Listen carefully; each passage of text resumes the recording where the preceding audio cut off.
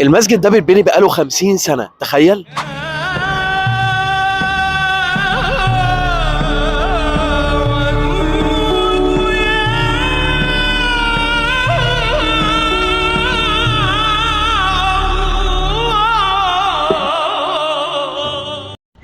واخيرا انا في مسجد الرحمن.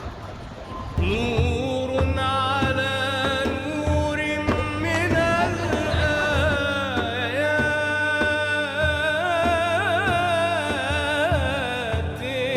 النابل.